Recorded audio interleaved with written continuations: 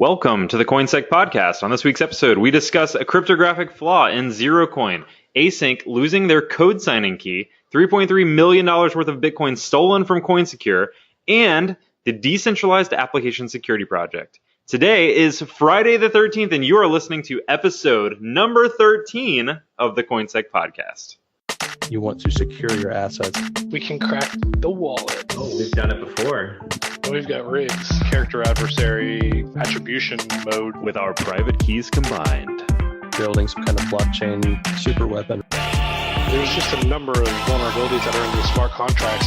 Math. It's probably secure. They all secretly mine cryptocurrency. What coin can I trust? Which one is cryptographically secure? Don't roll your own crypto. CoinSec podcast. The CoinSec podcast is a podcast about cryptocurrency and blockchain technologies with a focus on securing them. Don't let the hum of our dual-purpose crypto miners / password crackers in the background disrupt your listening pleasure. Today, I'm your host, Bo Bullock. You also have with me the ever-amazing, awesome Mike Felch. What's going on, Mike? Hey, how's it going? We missed you last week, dude. Yeah, dude, I know. It's hard to do every single week, and with the crazy schedule and family and 18 other schedules that I have to manage at the same time. Oh, seriously, like trying to get just the four of us together every week is kind of difficult. I mean, even with it being on the calendar, it's tough to get everyone's schedules kind of around it. I don't know how like a lot of the other, podcasting networks do it where they have, multiple, not even just like a single podcast a week. There's a lot of them out there that do like multiple times a week. It's interesting. It's crazy how they must not be married or have kids. Right. Or just neglect their families. maybe there are podcasts that pay. And that would be the voice of the one and only Steve Borosh. What's going on, man? Hey, almost didn't make it, but I'm here. Yeah, we actually canceled last night because two people couldn't make it, and then we rescheduled tonight, and we at least got Steve here, but Ralph is gone. We'll miss Ralph as we had before, but yes, we'll carry on. And we don't actually have any guests tonight. Last week was awesome having a guest, so we actually booked out a few more shows with other guests. So the next few episodes will have guests. This one tonight is just the three of us, so hopefully that's enough for you. We'll try to keep it entertaining. So, guys, anything interesting going on in your worlds this past week? Moving jobs, moving houses, moving life. It's crazy. You're moving to a great company. Oh yeah. Yeah. Switched jobs. Now wife and I are getting a new house. Be closing up on that pretty soon, but unfortunately, I think that might mean I might miss Hack Miami. So I might be moving in that week. Wait a second. Aren't you the one like kind of arranging the top for us? Yeah. No, it's you guys. I'm pretty sure you've already done some of the slides, so I think you're kind of like obligated at this point. I know, right? Like you have to be there. Like you can hire a moving company to move your shit in. Well, that's part of the plan, but we'll see. I'm pretty sure it's 99.99%. I've told my wife I'll be there for the move. So you know what we should do? We should just like Skype you in for the talk. Hey, we could do that. Give me like some virtual presence device that you can just, remote me around the room. Yeah, like the Snowden robot. Yeah. I would be totally down for that. Let's do it. But instead of actual I don't know, like normal like CPU parts and stuff, you have like ACINQ processors and, yes. And you're standing up there like mining like Verge while you're talking. So Bo and I had an interesting week. Actually, it was kind of Bo's engagement. But yeah, Bo, why don't you go ahead and tell them what we hacked this week? Oh yeah, so I've been having a lot of fun on this engagement I've been on this week. So I've been basically pen testing a mall of sorts, and there are a lot of interesting things on mall networks. This is my first experience actually testing a mall network, and there's so many interesting things. Like so this week, I found an escalator on the network. Which was like, what? like I started looking into it. I was like, this is a unique device that I've never tested before. And so, looking at it, had a web interface, and on the web interface, it actually gave you a lot of information about like the underlying OS. Like it was listing out processes, and had a form of sorts to go and download log files from the device, from the controller for the escalator. It was literally running like Ubuntu on the back end. And Mike was with me, and we were like, all right, so we got to figure out, a way to get a shell on this thing. So Mike's like, oh, dude, let's just intercept that request to download the log files and take a look at it. And so we used Burp, intercepted the request, started looking at the payload that's being sent to the server to download the log files, and it literally was just passing in like a file name for the log file. So it was like the parameter was /temp log file name. And so all we did was modify that to, /Etsy password. And of course it downloaded Etsy password. And they were like, okay, well, what if we tag on a semicolon to the end and throw more commands on there? And sure enough, that worked. And so we had remote code execution on this escalator software. It was a fun week. That's amazing. I would think those would all be mechanical, like you just hit the button and the thing goes, and then you hit the emergency stop and it stops, but apparently not, huh? Maybe they make smart escalators now. I don't know. Yeah. This is 2018. We had some really good ideas on how to show the risk. Yeah, so not only that, so I had access to hundreds of IP cameras with default creds. It was a bad situation for this network. There was a lot of things that were just I really couldn't imagine a mall being too locked down. Mm-hmm. But so now here's the question. Could that escalator mine cryptocurrency? Oh yeah. Absolutely. So is that the risk that we show though? Go install miner, go install CoinHive on the escalator. Nobody would ever know. Oh my god. We were actually thinking about making all the escalators go up so that everybody would be stuck on the second floor. Mm-hmm.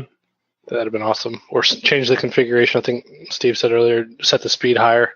and then abruptly stop it and just launch people. We would never do that. I see many lawsuits in your future. Oh, for sure. Yep. So this week has actually been a pretty good week for cryptocurrency. Since last week was really terrible. I don't know if you remember us talking about last week, but it was pretty bad. Last week the market was around $258 billion. This week we're actually up to $321 billion. Yesterday we saw a really big spike. So like I said in the intro, we're actually we're talking on Friday the 13th. So we're April 13th of 2018 right now. And the current market is actually at $321 billion, up from 258 last week. And yesterday, like I said, we saw a huge spike. I mean, it was like $1,000 spike in Bitcoin, which I saw it happen. I was like, what is going on right now? I don't think there's actually been a good explanation. I don't know, Steve, have you seen anything about what exactly happened? Was it just new money entering the market? Was there some news that I missed? I haven't seen anything big in the news that's really pushing it. I think maybe things are finally just stabling out and people are maybe gaining a little more trust. I'm no technical advisor in the market, but I see that the last couple of weeks have been just a lot of uncertainty. And I think that it's just we've seen the thing before Congress and all that, and then it's just really going to iron itself out and finally maybe stabilize somewhere, and hopefully that's a little bit higher than where it's at, but it looks like it's going up pretty nicely. I don't know. I just think a lot of this stuff is automated trading, so when it goes down, it goes way down, and people are just starting to correct for that, and hopefully that's the case, but. Yeah, I saw some tweet around the time that spike happened. I mean, if you look at the CoinMarketCap right now, and you go to basically between now and yesterday. Yeah. Well, yeah. I mean, there's a 7-day graph. Yeah, you see that abrupt spike Like it's literally like a straight up spike. Like that was at $1,000 jump in Bitcoin within a matter of minutes. And I mean, that's a ton of coins getting just dumped into, or a ton of fiat getting dumped into Bitcoin at that moment, right? I mean, like that's whenever the price goes up, it's it's dollars being converted to Bitcoin at a higher value. And I think I saw a tweet talking about how within that period of time, that was the most Bitcoin ever transacted per, I think it was like minute. So it was like a huge amount of transactions happening within like a really short amount of time. Just kind of interesting to see that. I don't know, like just out there. Hashtag Satoshi. Yeah. Yeah, and then you see that spike happen across all the coins. So I think maybe Bitcoin led the way, and then everybody's confidence went up, and they started buying back into the rest of the altcoins and stuff too. So, yeah, it's just a dramatic swing, and we've seen. I think even compared to the stock market, the Dow and stuff has been swinging wildly too. Just crazy how this stuff just moves up and down so fast. For sure. And I wish there was a way to predict it. Yeah, you'd be a very wealthy person if you could predict that. Yeah, I mean, or just follow like any person like John McAfee's advice and just maybe. Oh, that costs $100 and some thousand. Cool. All right, I guess we can go ahead and jump into our weekly coin security news. So this week, there wasn't a whole lot of crazy stories that I saw kind of related to security per se. There were a couple of really interesting ones that I kind of wanted to note. But it wasn't a very, extremely busy week, I would say, for security and cryptocurrency. But there were some pretty notable ones. So, for example, the first one here, there was a cryptographic flaw in Zerocoin. So Zerocoin actually had a denial of service bug that allowed for attackers to burn honest users' coins. Apparently that's been known for a couple months now, but has remained unfixed.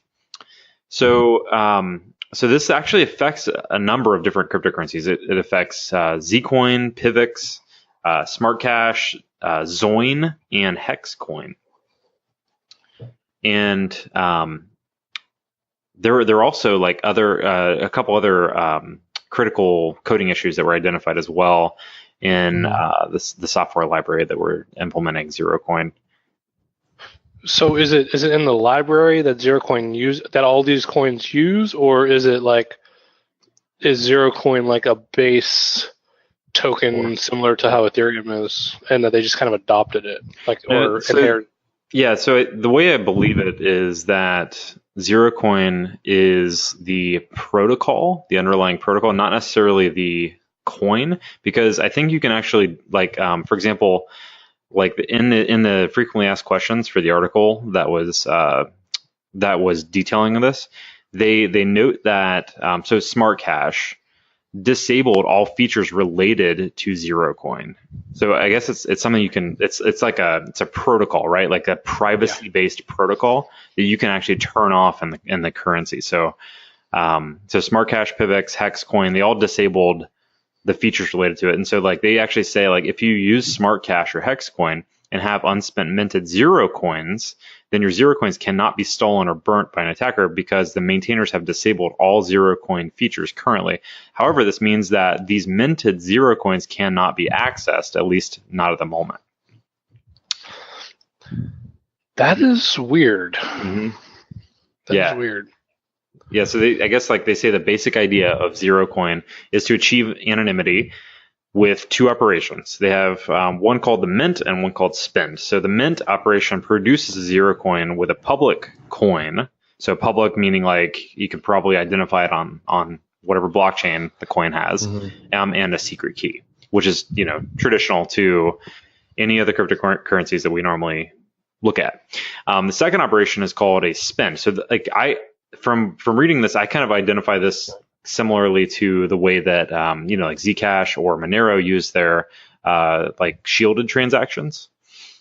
So it says if you spend a Zerocoin, you provide a proof that you are the owner of the Zerocoin. Technically, that you know the secret key, right? So that you have the the secret key, and then authorize the spending.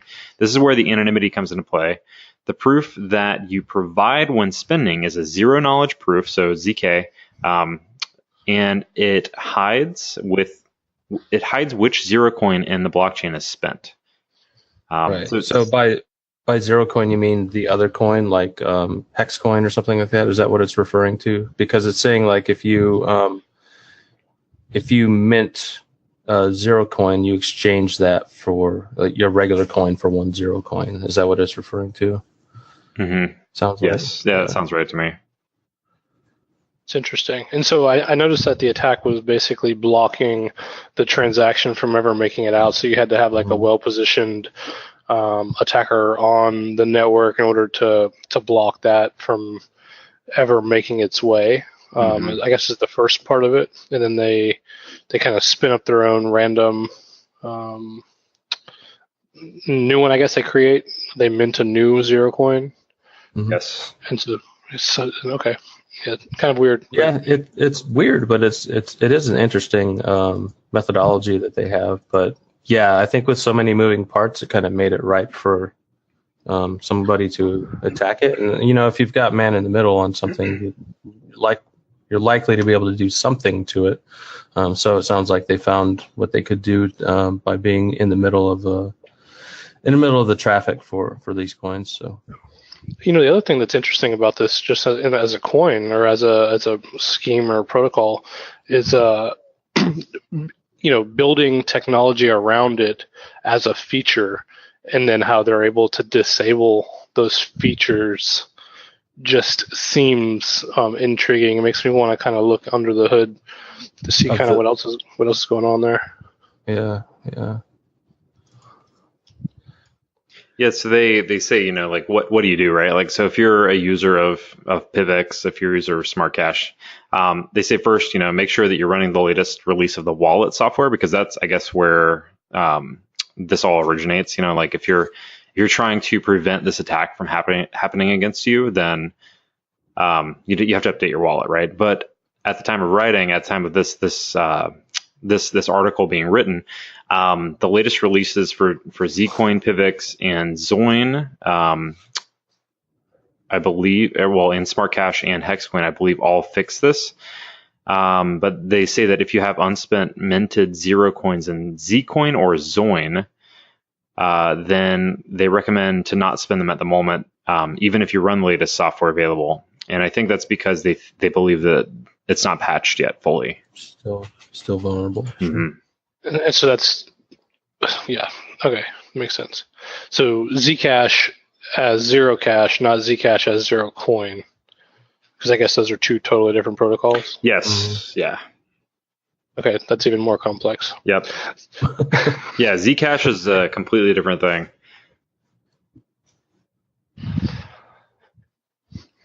Yep. It's hard to stay up on all this stuff. Yeah, I know, right? And then you have like Smart Cash that uses Zerocoin.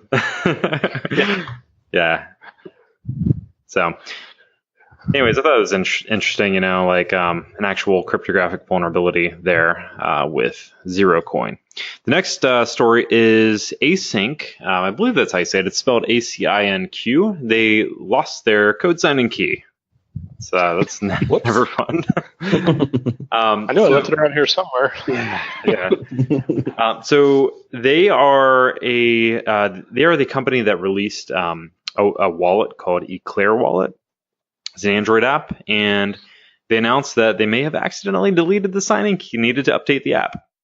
And as such, they deactivated the app and will release a new separate app shortly. And I believe they have already actually created that new one, but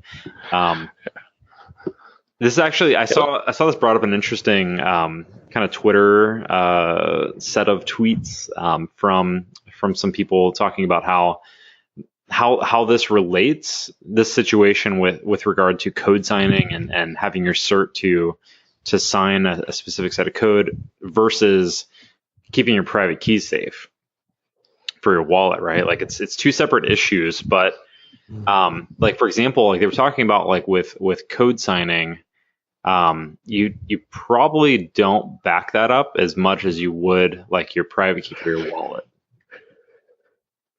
What do you guys think about that? Well, it's the livelihood of your business. I would hope you would back it up.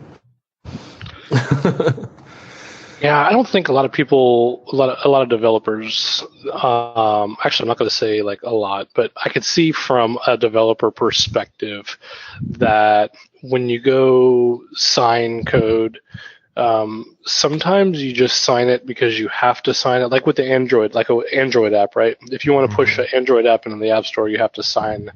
You have to sign it. And so a lot of developers will just do what they got to do in order to get it signed and then pushed, but they don't put a lot of emphasis on, oh, wow, I should probably save that key store somewhere for updates later or whatever. So I could see how it becomes easily overlooked component, whereas a private key of a wallet, it tends to be something that's automatically that you're tying to something specific like a wallet, and so you want to put a little bit more safeguards around that. It's just interesting. It's easy to overlook. Well, at least they were pretty transparent with it, and they basically told people what happened. It'd be pretty embarrassing to be them for a while, but I guess kudos to owning up to it and noting that the key wasn't compromised, just accidentally deleted. For sure. Yeah. So from a user perspective, I guess how that looks is basically they'd have to download a whole new app, right, to get updates at that point. Right. It's almost like Verge accidentally forking, and then you have to download a new wallet. So that actually makes me think, like, so from the perspective of somebody who has an app, right? Let's say this happened to any random app. They don't have like a mechanism built into the app to tell you there's something wrong. Like they can't update the app, so they can't like tell a user on their phone with the app that something's wrong with it and that they're not getting updates anymore. Like they had to go to Twitter and they tweeted it. So they're relying on you going to, a social media site and learning that information. Right. I'm just wondering if they could do a 1-for-1 replace on Google Play and like basically see if anybody noticed. But I guess it'd be a completely different signed app, so you'd have to uninstall it, right? And but how many times do you go and look for like is my app the latest app? Is my app right? Sure. You rely on it auto telling you. Yeah. Sure. Well, the thing with this is an Android app that I guess we're talking about, right? I think that's what I read. So, the Play Store has Google Play app signing built in. Where they'll manage that for you, or you could roll your own and make sure that you're keeping your keys updated. So they probably should switch over to the other one if they haven't already, because it's much easier to do it that way. And it's actually less steps in order to deploy a new app. But they're not going to be able to push the new one under the same project within Google Play without those keys. So. Very interesting. That sucks because not do they have the user base that they have to kind of rebuild, but they also lose all of the other components that they may have been tracking from different deployments, like the statistics of use and what version of the app and kind of the whole 9 yards. So I mean, they'll have the original one, but they're going to have to restart all that process as well. For sure. Yeah, all right. Tough. So the next article is it's actually a really interesting one. So $3.3 million were stolen from CoinSecure, Bitcoin exchange, and as of right now, it's suspected to be an inside job. So all right, so the CEO of CoinSecure, which is an Indian-based cryptocurrency exchange, has actually accused his CSO of stealing 438 bitcoins, which it's around $3.3 million at today's exchange rate. And the thing that's interesting here is that the CEO believes that the CSO straight up stole it because of basically what the CSO was trying to do to obtain Bitcoin Gold. So they actually they came out and they said, they were like, all right, so our system itself has never been compromised or hacked. Like I'm going to throw up the, the quotes, air quotes there, like, yeah, right. And, like you never say that. I mean, I don't know. Anyways, and that the funds have been, or that the current issue points towards losses caused during an exercise to extract Bitcoin Gold to distribute to their customers. Now, the thing here that I wanted to, I kind of take this opportunity and talk about a little bit is the process of obtaining any forked coin is extremely dangerous at any given point, because in order to do that, in order to, for example, like go get Bitcoin Gold from Bitcoin, you have to actually use your private keys from Bitcoin to claim your Bitcoin Gold. So, so whenever a fork happens, right? Like, so let's say Bitcoin forks out to Bitcoin Gold, Bitcoin Cash, Bitcoin Private. I don't even know how many we have now. Like, there's so many of them.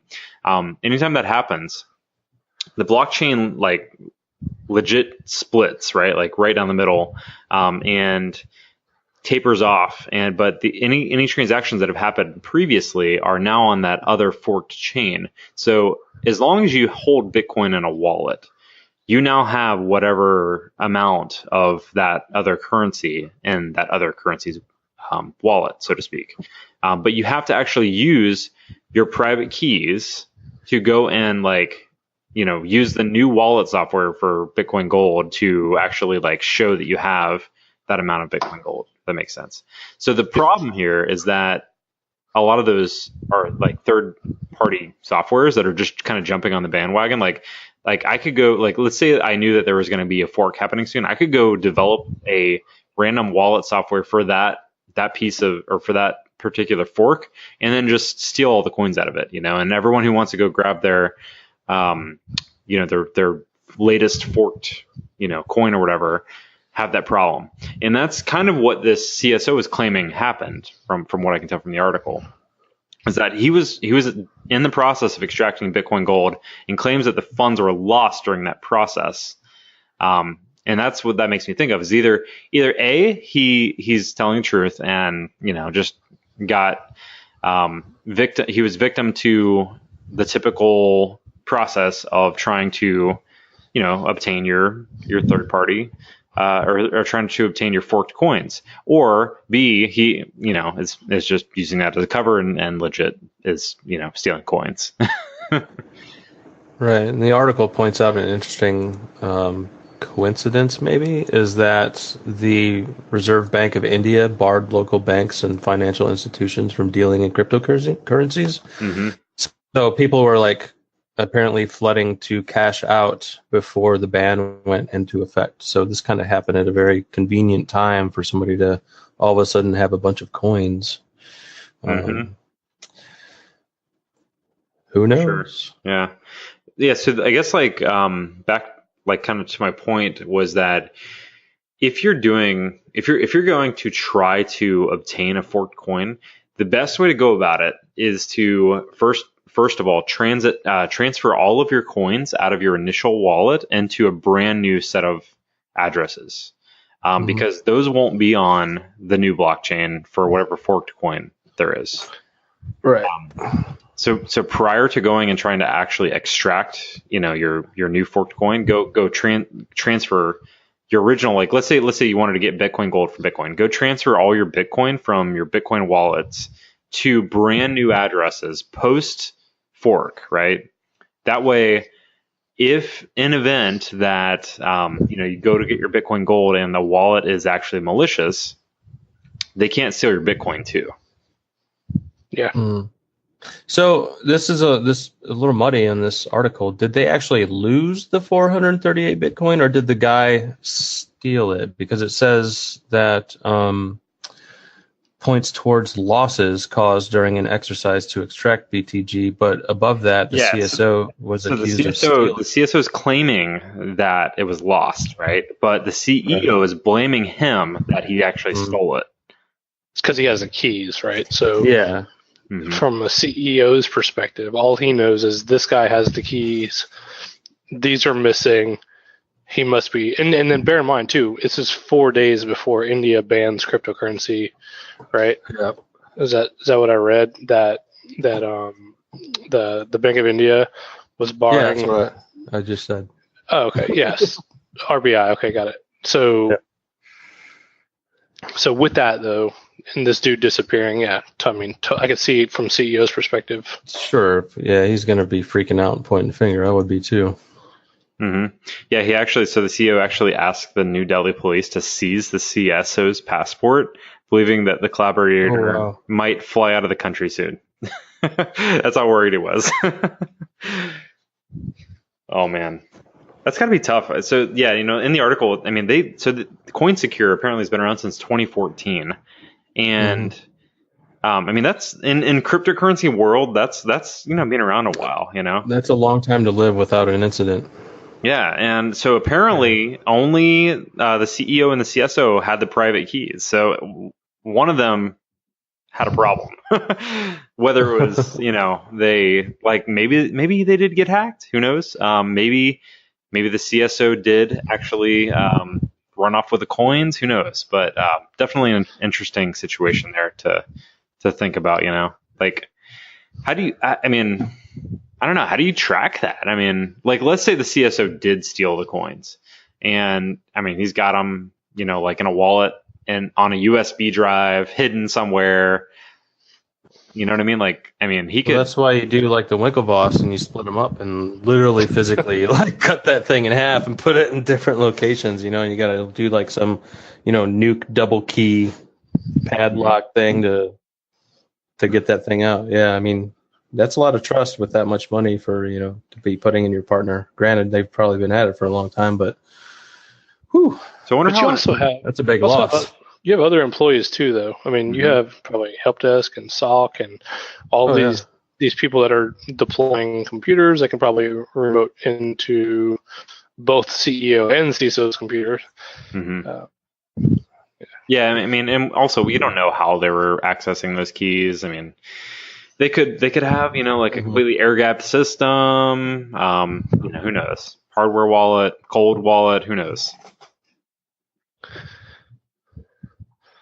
But all right, yeah, that's apparently the first major incident in India. So that's something to note, I guess. Is we hear all these other things about what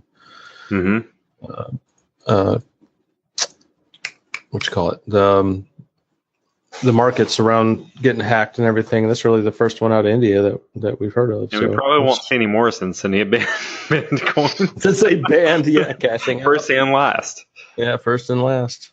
Oh, interesting. All right, next story is Baidu. So if you're familiar with Baidu, they're like basically China's Google. And they launched a blockchain-based image rights protection platform. So this one kind of was interesting to me because it reminded me a lot of what Kodak was doing with their, Kodak coin. Because we talked about this previously and how I kind of thought it was interesting because, there is absolutely a problem in regards to images and having like the full chain of like where it came from on the internet. And so they started this service called Totem that's going to timestamp each submitted original image with a real-time identity and other user data, storing it on a traceable and immutable blockchain. This is going to get really weird because all you have to do is alter the image a little bit and then it becomes unique. So they're going to have a fun day with taking how do you prove it's a real original image when this it could be maybe. Well, yeah, timestamp, but I mean, you slightly move the width and the height, or you change the pixel or the RGB and the background, and that becomes a new image. So, playing the cat and mouse game, well, that was an original image, but yet it was really just a copy of the original image with a minor modification. You get where I'm going with it? Mm-hmm. Yeah. Just seems kind of. Yeah, it's the Rona Lisa, not the Mona Lisa.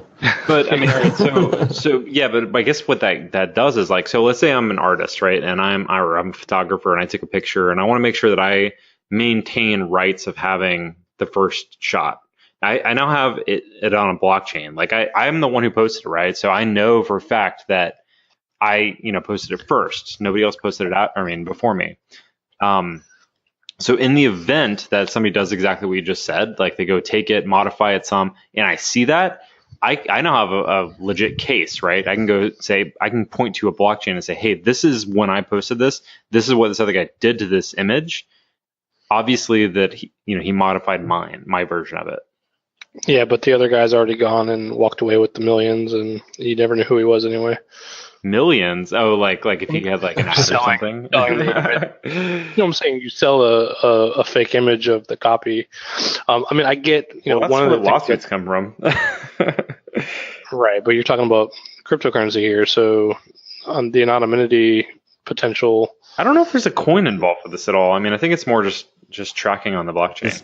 Tracking. Yeah. True, but there's going to be coins built around it. This is eventually going to lead to some sort of financial side. I guess they're using their artificial intelligence in order to check on the images anyway, so there'll be some help there. And their artificial intelligence is like super awesome compared to the world, with the exception of Google. But yeah, and fun fact. Yeah, I guess it boils down. Oh, go ahead. No, go ahead. I guess it boils down to whoever's first to get the image on the blockchain, right? Mm-hmm. So if there's an image and two people are looking at it, whoever gets it on that chain first becomes the owner. Is that how that would be? It's a good question. I mean, they said timestamp to a user identity.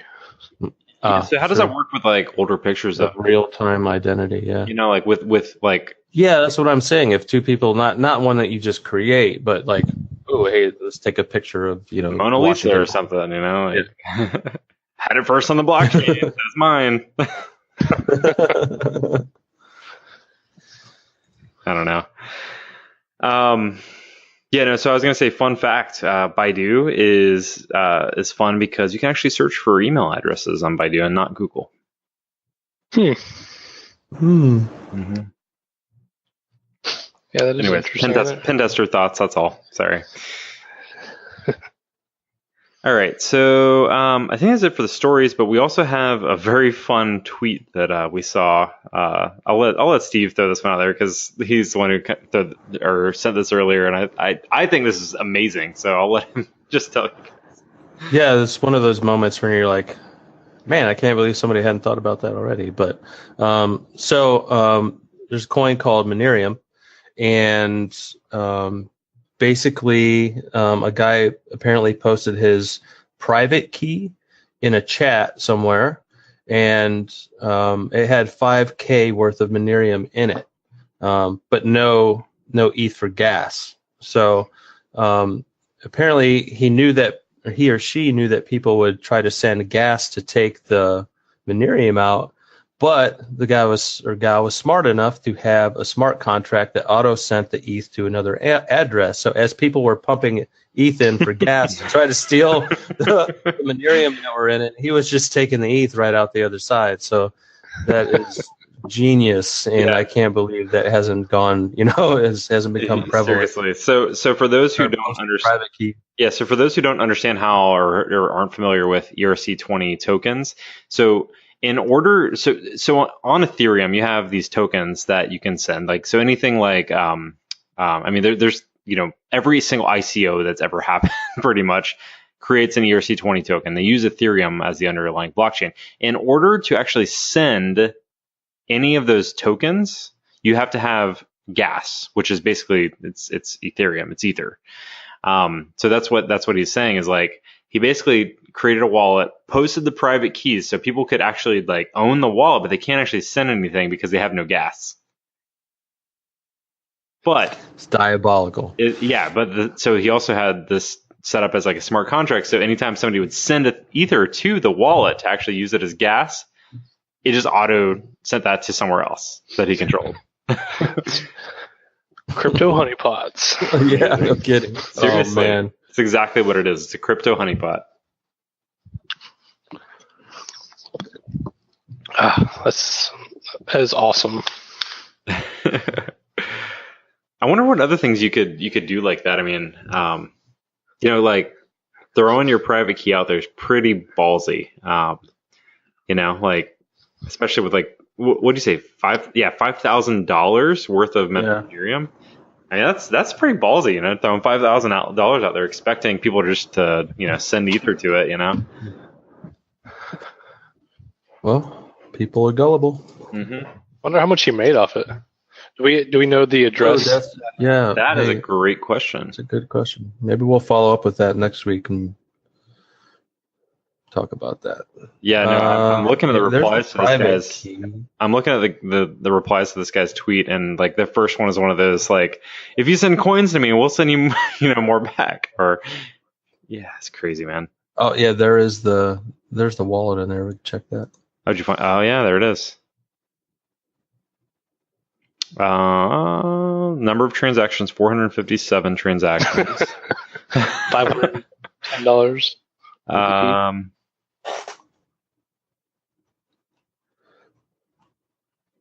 So it says the current ETH balance is 0.737 ETH, but that wouldn't make sense in terms of what's been sent out of it, right? I don't know. But either way, interesting. Actually, as of 2.5 hours ago, people are still sending stuff in. So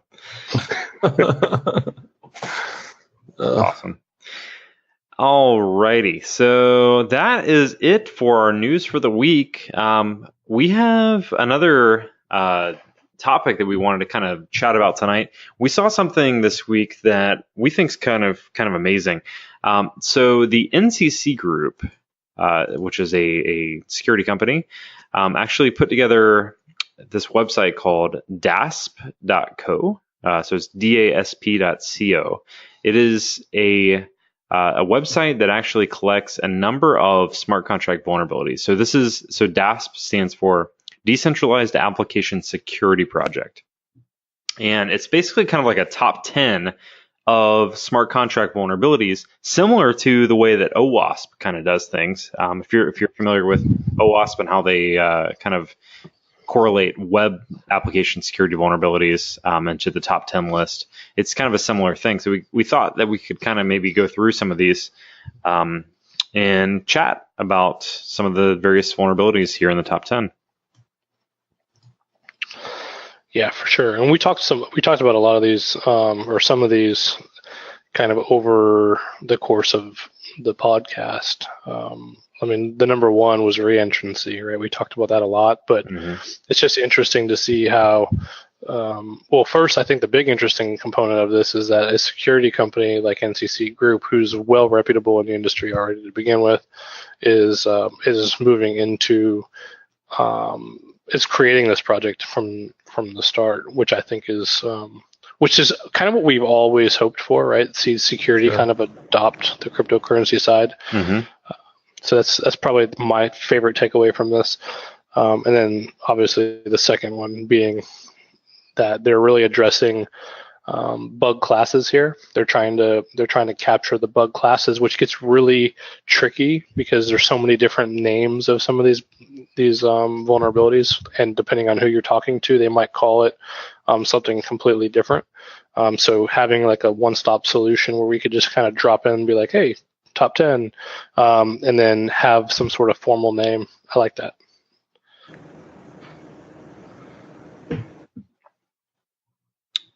Definitely. So I guess like as a developer, like this is definitely a good resource for anyone who's developing smart contracts to go check out. I mean, we can kind of, do you guys want to like just kind of give a quick overview of the top 10 so that, listeners can kind of just get an overview. So Mike, as you mentioned, reentrancy is the first one, which is also known as the race to empty or recursive call vulnerability. So this is the DAO, is that correct? So this is similar to the vulnerability that the DAO had. Yep. So basically, there's a way that you could force you could force the contract to kick off like a delegate function or some sort of recursive call to itself again, and it basically will drain the smart contract, which is the reason why they call it like a race to empty. So yeah, and it gets really tricky with some of these low-level functions, these low-level function calls, where if there's not if what you're calling in the smart contract isn't there, it behaves differently, similar to how exception handling happens whenever there's a bug in like some code. So kind of with that, being able to bounce back and forth until it drains it. So just it re-enters the smart contract is where it came from. So pretty cool. Definitely. Yeah, I was just thinking like this would actually be some good stuff to talk about next week with our guest next week, because they do a good amount of smart contract testing. So we can chat with them about this. I like how they put code examples in here too. Yeah. Very, very informative. So you can, model your stuff on kind of what not to do. Yeah. So number 2 is access control. So the comment here is that it was possible to turn the parity wallet library contract into a regular multi-sig wallet and become an owner of it by calling the init wallet function. So this was a vulnerability related to the parity hack, I believe. Yeah, one of the parity hacks. One of the parity hacks, yeah. There's a couple of them. Yeah.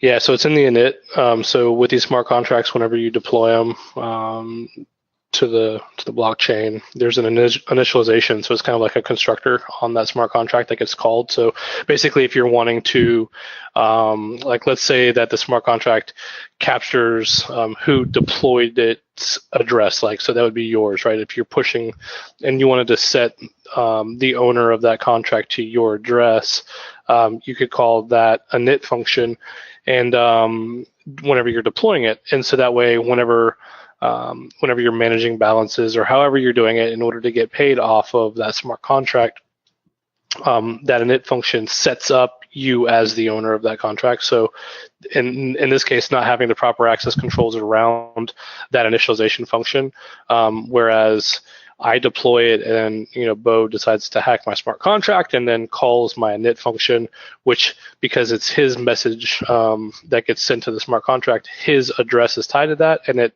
takes over ownership of it, and then from there he could either drain it or he could just destroy the contract, which is what happened with Parity. They called the init, and then they self-destructed the smart contract, which basically locked a lot of stuff kind of behind the scenes. Let me ask you this: when it comes to exploiting these kind of issues, I mean, so with smart contracts, they're written in Solidity, right, which is then posted on top of Ethereum.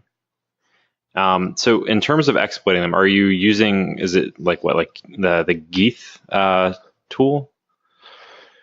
Yeah, so you could use Geeth. You could use, there's browser extensions that you could use to kind of to tie it into. It's basically web3.js. So there's a Chrome extension that you can install that you could kind of switch between networks. So you can do it that way. That's probably the easier way, because if you do that, if you do it that way, you could just drop into developer tools and kind of manage it. So. Okay, gotcha. And then you just, I guess, like post, like for example, I guess like for the like reentrancy, you just like continuously hit a specific part of that contract to drain the wallet. So in that case, it's a little bit different. So the Chrome extension that you could use is called MetaMask. You install it, and you could generate an address.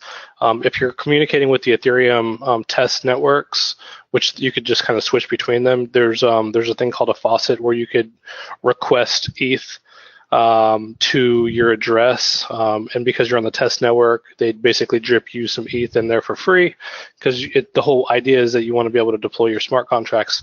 The problem with the parity is that you got to remember, it's not just that me as an individual user can call smart contracts. I could deploy a smart contract that calls the smart contracts. So they both get communicated in the same way. So you would deploy a smart contract that's like an exploit, and and then once you deploy your smart contract, you have that communicate with the vulnerable smart contract, and then recursively it'll do its magic.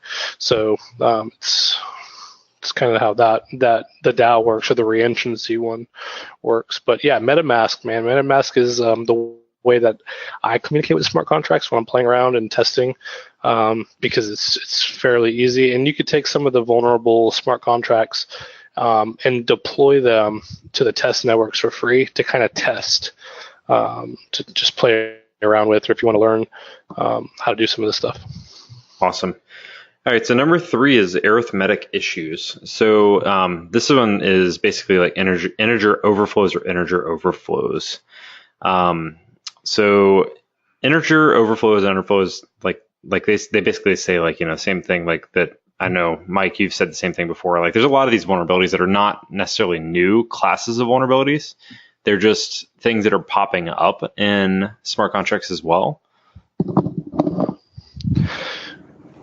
Yeah, it brings back a huge problem with like the unsigned integer, because when you do an underflow with an unsigned integer, it's going to wrap. So you can imagine if that smart contract is holding some sort of token, and when it goes to reduce the balance of your, so you send some money to the smart contract, or send some token to the smart contract, however you're communicating with it, and then you do a withdrawal.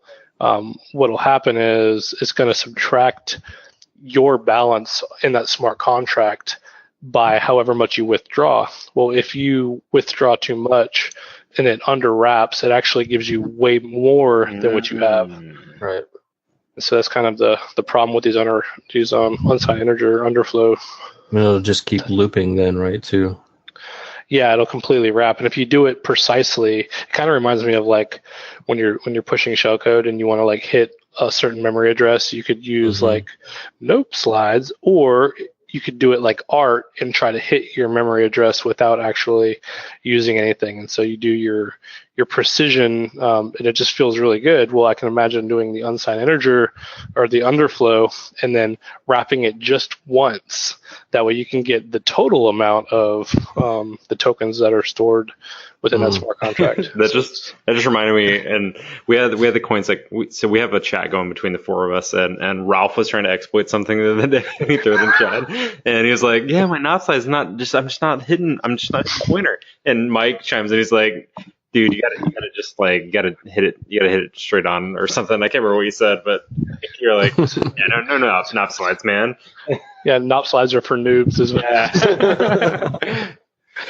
It's not really true. I use them. I mean, I guess I am a noob, but I definitely use them as well. So it was just more of a joke. Awesome. All right, so number 4 is unchecked return values for low-level calls. So one of the deeper features of Solidity are the low-level functions call code, delegate call, and send.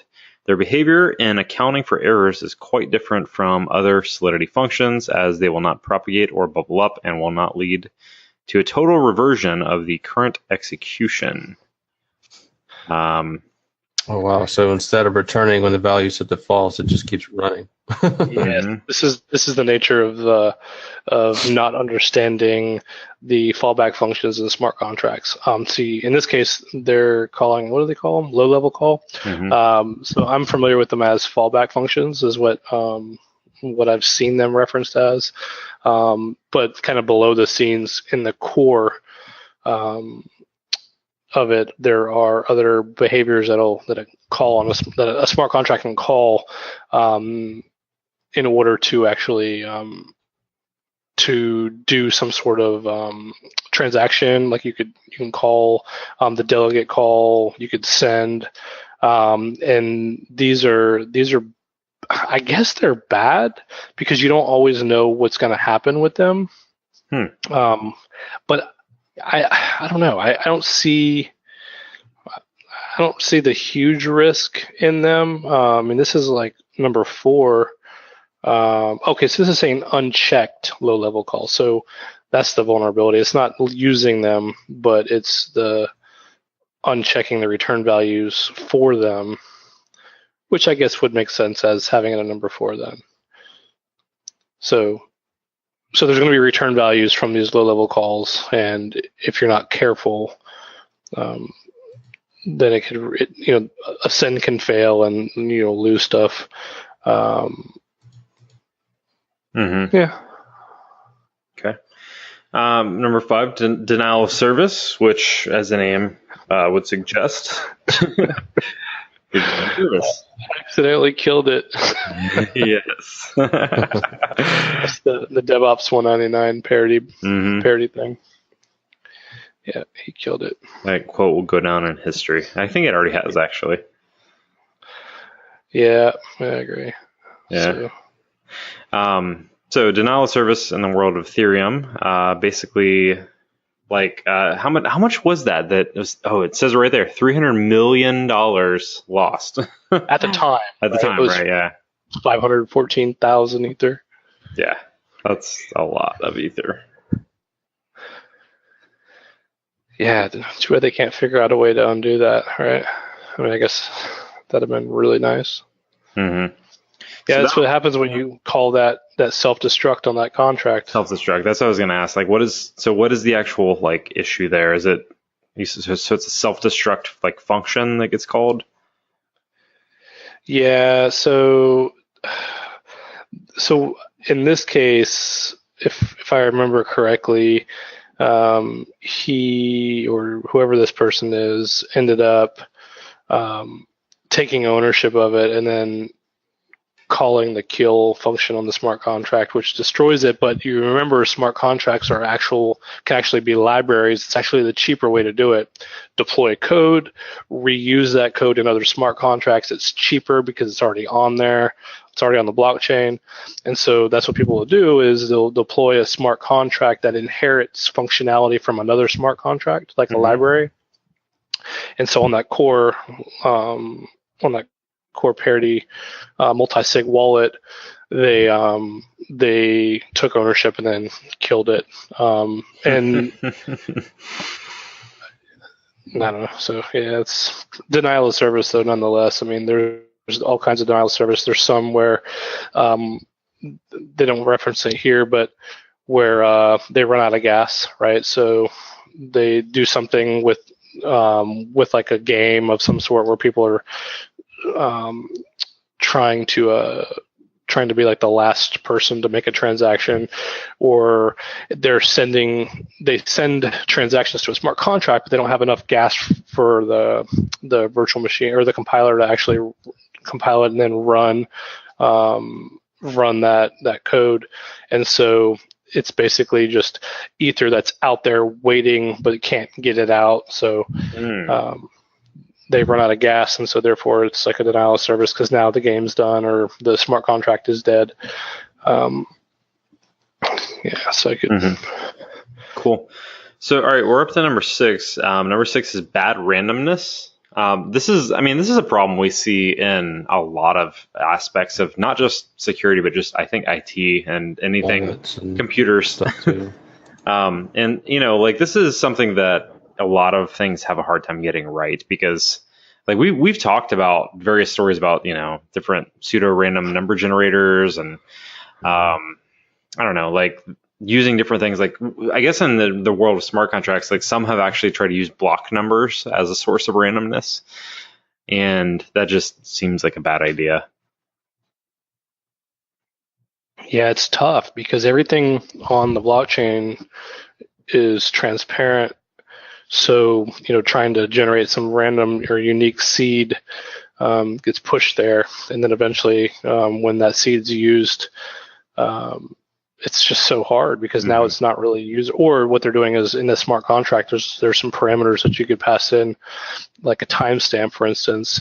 But that timestamp on that mined block is set by the miners. So is it really trustworthy, being that it can be manipulated in some slight way? So it's really hard. Yeah. Number 7 is front running. So this is also known as the time of check versus time of use, race condition, or transaction ordering dependence. Yeah, it's kind of back to what we were just talking about with regard to the time.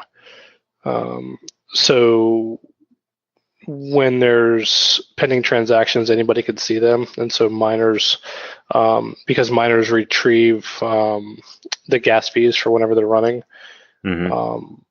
There's some people will have higher fees for their transactions because they want to get those transactions to the top of the miners list. So when you're a miner plus you're maybe you're the person pushing the transaction. There's some cool stuff that you could do if the solution to whatever is being mined is there, because you can now prioritize what you're mining.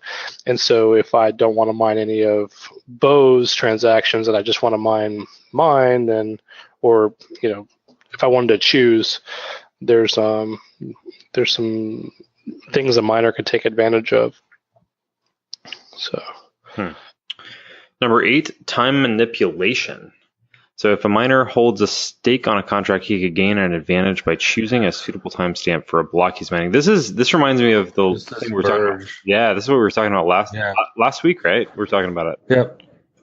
Yeah. So basically, like Mike was saying, the miner determines the timestamp, and I can't remember how many thousands of verge were mined, but basically the miner was doing that with the flaw in the core itself. So basically mining thousands of stuff within minutes because of the timestamp flaw. So that applies to smart contracts too. Mm-hmm. Number 9, short address attack. So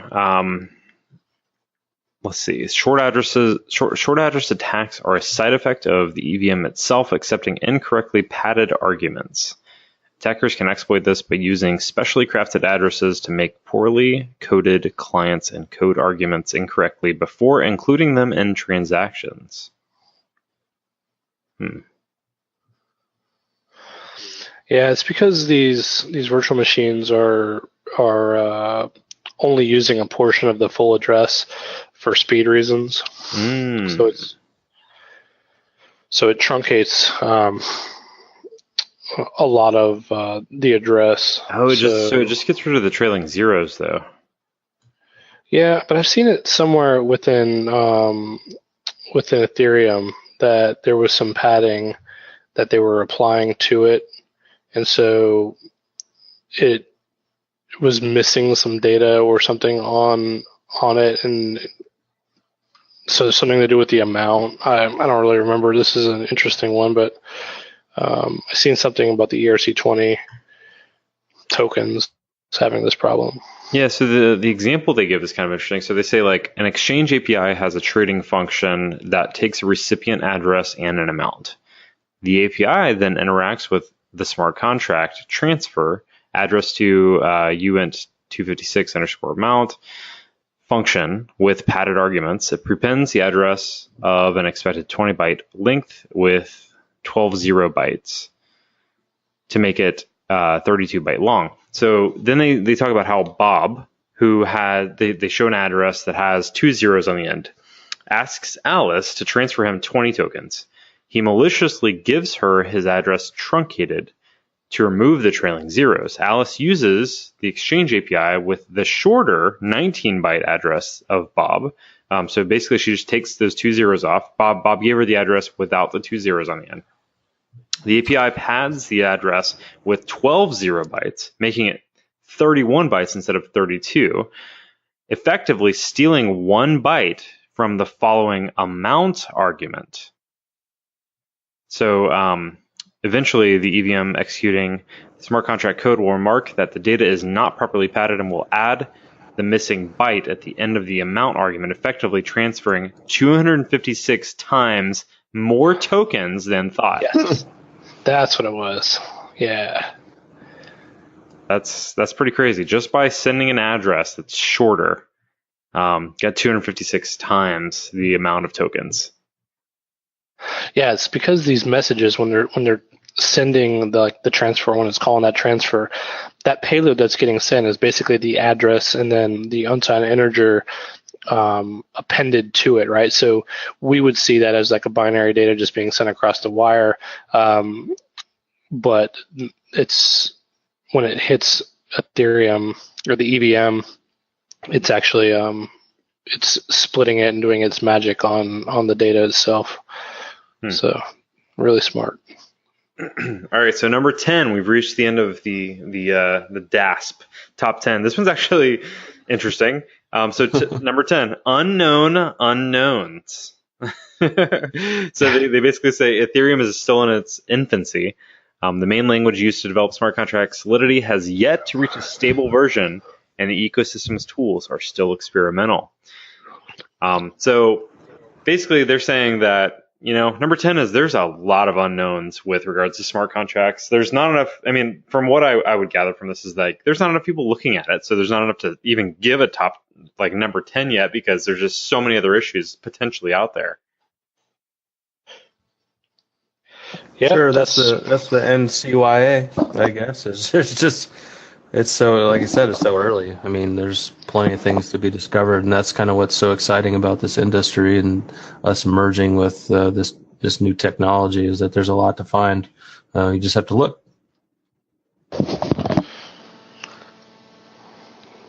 Definitely. Yes, and some of the ones that we talked about tonight, I mean, they're really interesting. I mean, they're not like your typical application vulnerabilities. So, I mean, there's some thought that's went into this.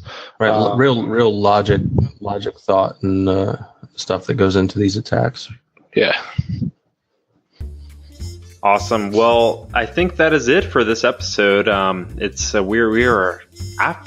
think we're a good like 4 minutes after the hour mark so far. So, Steve and Mike, thanks so much for hanging out and chatting with me tonight. Yeah, it's been fun. We'll hopefully get Ralph back on next week, and with our guest. We're gonna force him on somehow. I mean, like, come on, like Ralph, you have to be on the show, dude. Like, we can, we will find somebody to replace you if you don't come on next week. Oh, man, woo. That was hard. Oh yeah, no. Right. Well, now he's got to live up to it. So. The gauntlet has been laid out. So, make sure, like next week we're gonna have an awesome guest on next week.